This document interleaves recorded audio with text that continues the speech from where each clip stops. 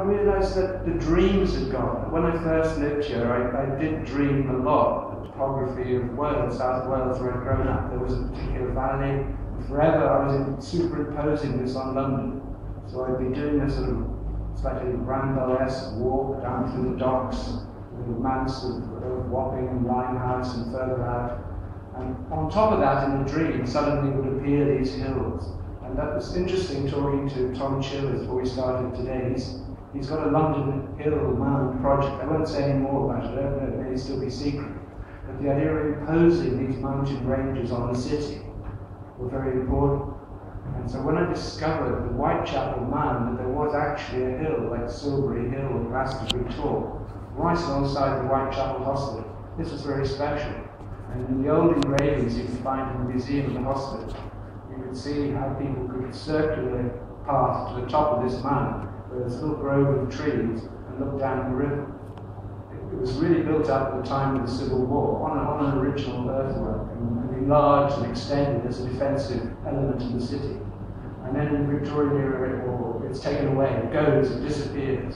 And suddenly, we have the presence of something that's there, but it's not there. And that's what really makes London. The vanishings and the re-emergencies. So I got to the point where after many, many years, I really wanted to do a memory book about Hackney, because I lived there without noticing it, without challenging my own preconceptions. And I also felt that it was going to disappear. The spirited root of what I knew in the light of the big grand projects, the closures of the Olympics and all of the rest, the demolishing of the Victorian Theatre in Dalston Lane, all of these things. It was a moment to write this book. So I did it wasn't really a documentary book, or it wasn't a fiction. It was sort of between the two. It was creating a mythology of the place based upon interviews and discussions with real people. Some of those people then had to be fictionalized because they told me stories that I don't want my mum to read this. So I changed the name, and people who'd been raving all night on whatever substances in Dalston and didn't want their mother to know what they'd done and what they got off with. I invented another character. So I invented an architect. And this was an architect whose whole process was to plot and plan and make fantastic buildings, but make sure they were never actually built. It was an architect, it was a mental architect, an imaginary architect. And this was so successful that an architectural magazine rang me up afterwards and said, please could you put me in touch with this woman, because we'd like to do an article on it. We think this sort of conceptual architecture thing is really interesting. So I can't do that. Sorry, I just made her up. Well, I met her at a launch last week. So when you're into that territory, the real, the fictional, the documentary, the research, the poetic is all falling on top of itself, then I think you reach a point where something serious has got to be done. And what that became for me, and this is how I'm inserting this into a London evening, is that I remembered that my early inspirations when I came here, when I started out, were largely American. I was drawn to the American poet Charles Olson, a huge figure physically, who lived in Gloucester, Massachusetts, and who had the idea of taking the local, finding out everything about the spot where you were, the fishing industries, the documentation of that, how this town was founded, absorbing all this monumental amount of material, but then almost working your way out of it, and going back onto the curvature of the universe at the end of it, through the Homeric, right back into something that finishes up just as love, metaphors of love. And I thought that is extraordinary, the way to work a life, that you become a poet through bashing against facts and then eventually push through it to make it into a sort of super fiction. So I had Olson as a big influence, and also before that, really in school, I started to read Kerouac, and this idea of notation, movement, the simple way that he used notebooks, all of these things were really important to me. But I never went to America. I was always in London. I was working in Brick Lane Brewery there, in the Ullage Cellars. I was working down in Limehouse as a gardener. I was always roaming to and fro across London, a book dealer. There was never time. I was always working on these projects of my own and doing whatever jobs that came to hand. So those American things were just fantasies. They were like the dreams I talked about earlier on, of the landscapes that emerged from the city. These were my dreams, and I didn't go there. And I also was densely and deeply involved with American cinema, so that my landscape was that fictive America, and then the America of the language of the poets. So right at this point, the book I've just finished now was suddenly to challenge myself and actually physically go into the landscapes and maybe track down some of the survivors who were still there. I had in the mid-90s done one big pilgrimage tour through America, seeing Ginsberg and William Burroughs, and Ferlinghetti and Corso and all those people for a radio program from the BBC, the kind of thing they would never now commission, but it gave me a chance to do that trip. And I was then back in Texas and other places a bit after that with Chris Petty, making some films on our own. And so there was a bit of a sense, but really it's in this last period I went to Gloucester, Massachusetts for the first time, and I started to see how bizarre what America had become was in reality against what I imagined it to be. And in the course of the book I was doing, which was called American Smoke, the title comes from the fact of that Icelandic explosion, the volcano went off, and I was in San Francisco, and suddenly we were trapped. You know, we got there and to the airport and said, there's a dust cloud, nobody can fly, and we don't know when we'll be able to fly. The last time this happened, it was 3 months. So we're kind of in this limbo of being in America. I thought, okay, I'm in America, this is it, this becomes American Smoke, this becomes a book of memory, teasing out things that happened to me in the past, going over a lot of journeys and crisscrossing, making a new map, a new topography. And as part of that, what I did initially, after a section in Gloucester, I came back to London. I did a piece about W.G. Siebel, because this was like a metaphor for what I was doing. Here's this guy who is German and who's based in Norwich, but who in Austerlitz does a beautiful take on this geography of London. And people believe that it's a documentation in a sense, but it isn't. It's a crafted work of imagination and fiction, which includes a lot of documented evidence. So my pursuit of Siebel became interpreted by someone who lives in this building, the poet Stephen Watts, who has a room here, long white hair, a wonderful poet and figure, who agreed to take me on a walk across East London, showing me where he had walked and progressed with Siebel.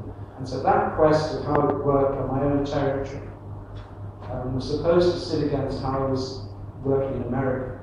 And of course, the editors on this don't really understand how it goes from America to London, blah, blah, blah. So I took out that section, and it became a little booklet on its own, which came out last week.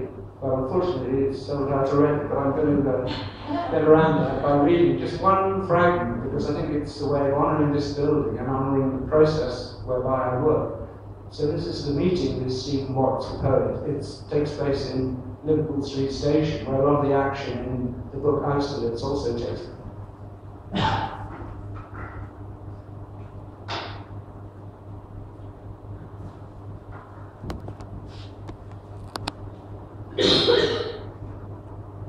And one of the elements, you probably know in the Siebel books, as to whether it's documented or not, is that he uses a lot of photographs. And there's been a lot of discussion about whether these are photographs he took, whether they're photographs he found, and here is the evidence proved on one of those cases. As the crowd thinned after 9:30 a.m., Stephen Watts appeared from the direction of Bishopsgate. I hadn't noticed him on the moving stairs, even though I was staring expectantly in that direction. He manifested, quite suddenly, very much in the manner in which I bumped to him over the years as we wandered around Whitechapel and the riverside reaches on our quite separate projects. If I were talking to a German or Dutch documentarist, say in Fieldgate Street, close to Tower House, Jack London's Monster Doss House and People of the Abyss, Stephen would be attending, keeping his distance, paused in his track, but just close enough, with a friendly but undeceived smile, to make me acknowledge the crude theatricality of the pitch I was offering. You can be in a place and of a place, Stephen implied, and you can even visit a day at a time, like Professor Siebel, but you cannot asset strip location. It's permitted, as his friend Max often did, to smooth over facts, to change names, but you must not insult the underlying essential mystery of this sacred terrain, the holy state of perpetual exile, Whitechapel, city of ghosts. There's nothing of the appearance of the philosopher Wittgenstein as we know from photographs in Stephen. That intensity of gaze is not to be found in the benevolently alien stance the poet adopts as he stays firm-footed in measured and meticulously constructed conversation in the midst of the traffic, sideswiped by stampeding city workers. Was this another of Siebel's fictive smoke screens? He casts his Austerlitz station-haunting character as a spectre of Stephen Watts, but dresses him with another mask. I've been thinking at some length about his personal similarity to Ludwig Wittgenstein and the horror-stricken expression on both their faces, and I believe it was mainly the rucksack. And then, helpfully, Siebel provides a snapshot portrait of that same rucksack, bought for 10 shillings from Swedish stock in an army surplus store in the Charing Cross Road. It is a rucksack of character, canvas, womb-shaped, glamorized with an assortment of straps and buckles, book bulging from the naked hook. The photographic capture, cropped tight, takes on the romance of Vincent van Gogh's flapping, hobnailed boots. Here, among the lines of Siebel's generously spaced text, is a poignant insert, a signifier, the author's own rucksack, we assume, retrieved from European trains and platforms, from his tramp out of Norwich to the house of Michael Hamburger. Did Max carry home a cache of the poet's windfall apples? Drowsy country wasps burrowed into an intoxicating interior, a sepia mulch of alcohol and printed paper, the stalking cameras of Tacitus D. The Charing Cross Road shop was right, Stephen said, but the price was wrong. It was more like a fiver, and it was his rucksack. Seaboard rang late in the day, a finished type strip of Austerlitz on the point of being shipped to the printer. He would come to London, he would meet Stephen as usual in Liverpool Street, walk through to the library cave in Toynbee Hall, and take a portrait of the rucksack. It had precisely the character that Seaboard required. I had never noticed this bag on Stephen's shoulder as he made his compulsive drifts down favoured alleys, through the courtyards of flats to the Thames, and across the river by foot tunnel to Greenwich. Doubtless, it accompanied him on reading tours and holidays among the villages of his forefathers in the Swiss Alps and the Italian border. He arrived in Whitechapel from the island of North Uist in the Outer Hebrides, emerging from the underground into a shock of dusty sunlight in 1974. He was overwhelmed at once by a sense of recognition that never faded, and which now conferred on him the impression of a man a beat removed from mundane reality. Clocks, iPhones, driving licenses, credit cards. These were no part of his vocabulary.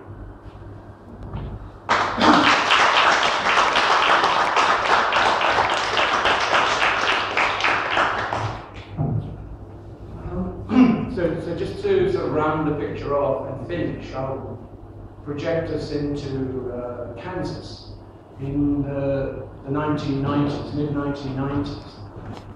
On this little American tour I mentioned to you before for the BBC, I'd arranged to see William Burroughs, and it was going to see William Burroughs by that stage was like going to see a famous rock. He wasn't going to give you anything. He'd finished with writing. He'd been through an extraordinary experience, a sweat lodge exorcism, in which the evil spirit of American capitalism, he said, had been conjured out of him in the form of a winged Vietnam helmet. And what this was, well, he said, when it came out, it was that the karma of having shot and killed his wife, Joan Volman, all those years ago in Mexico City, had meant that he had to write. his karma was to do this writing. There were all these books that had to be written, almost like a dictation. And suddenly, when this spirit came out, there was no need to write anymore. And in his last days, he just did paintings and shotgun paintings, and fed his cats and sat in his organ accumulator. So he was this thing, this spectre. But he was also the kind of most significant one for me to visit on this trip, because his writing meant so much over the years, and I'd kind of almost crossed his path a number of times and been involved in various projects with him when he was in London back in the 1960s. So we're driving through this Kansas landscape, which is so utterly alien from the things we've been talking about and the things I know. So I'd like to just finish by going into that and harking back also in the course of it to an interview I did with Allen Ginsberg in 1967 at the height of that Summer of Love and all of that stuff, when Ginsberg was here at the Dialectics of Liberation, and I made a film with him when I was in my early 20s, first thing I ever did. And so that moment is a memory trigger as well. So we're in the flat Kansas landscape, William Burroughs on the way. And the person who was with me from the BBC, I fictionalised him slightly and called him Pavel. I tell Pavel that The Ghosts of Chance, which is a book by Burroughs, is the antidote to everything that surrounds us. Burroughs is beginning to look like the last thin man in America, the magus of lean prose, all bristle and strike, and he floats without visible strain both ways in time, which is one of the principal benefits of paranoia. The Burroughs take on ecology by way of animal hybrids, human stupidity, is as valid as the practical trailloads of Gary Snyder or the mammal rhapsodies of Michael McClure. Burroughs is talking extinction, a museum of lost species, the four horsemen riding through ruined cities and neglected weed-grown farms. Dust Bowl, Kansas is where the virus burns itself out.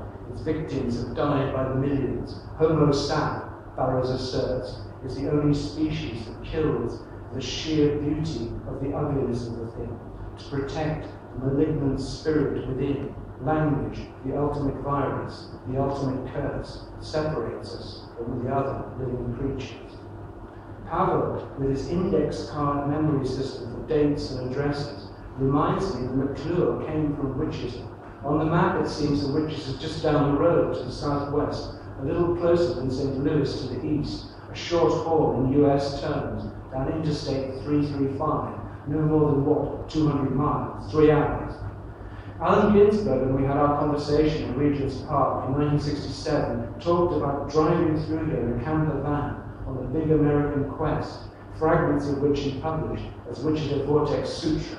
And I asked him what he was working on. Oh, scribbling, that's all. I don't have any schematic thing, I just follow what happens. I have a long poem called Wichita Vortex Sutra, and that's just a part. It's traveling around the United States using a tape recorder in a Volkswagen, a camper, with Peter Orlovsky at the wheel, and I'm in the back at a table, and I include all the relevant data that comes to my attention, the car radio, whatever newspapers are lying around, the news broadcasts coming through, the landscape through the window, the stops for coffee, the plains, the forests, the mountains they're passing through, the thoughts going on inside my head, the portions of the conversation in the car. In other words, all the simultaneous data of those instincts, with the viewer funneling them and reducing them to language. Arriving in Wichita, Ginsberg marks it as a site where McClure's mind burst into animal beauty. There are multiple superimpositions as we deprogram invasion karma. We speak with borrowed tongues in our mouths, the cut-up tapes in their abrupt declamatory phrases, the prominence it grants to advertising slogans and cubist scraps of found headlines, echoes the vortex of Wyndham Lewis and Pound, and the war to end all wars. But it also, more importantly, zeroes in on the weird space-time anomalies of the land-dropped settlement, where the great oceans, the Pacific and the Atlantic, are just distant rumours. Here is origin in the sense of a propulsive need to escape. The poet Charles Plymouth called this place about the centre of the United States. He said that it had as much significance as its ancient cultures. He found a map from the late 19th century depicting the Cheyenne North Park from the Oklahoma to Yellowstone, The sacred site is clearly marked. It's the furthest point north of the Navajo, where the east-west trails intersect around Monument Rock. The Wichita Vortex draws them all in, medicine men, the ghost dancers in buffalo helmets, the prairie drifters, the red-eye bikers, and the sodality of disenfranchised writers who trust to songlines, coincidences, Tourette syndrome quotations. Pavel froze over his untouched bucket of side salad. He could see his neat little BBC radio piece dissolving into psychogeographic madness before his eyes. Flimmel drove out there with his son. They heard a voice that was neither human nor animal. He found out later that this phenomenon was known as the call of the tent shaker, a shamanic entity without form. Rocks, he said, have male and female energies. You can use them to get onto the astral grid. There are clusters of iron meteorites at impact craters in amazing patterns. The flow back into the troposphere takes the form of a double helix vortex spiral, and that's what brought Burroughs back to Kansas, and that's what he's tapping with his organ accumulator. Immortality, dissolution of molecules, a method of lifting clear of this pinched suit of human skin.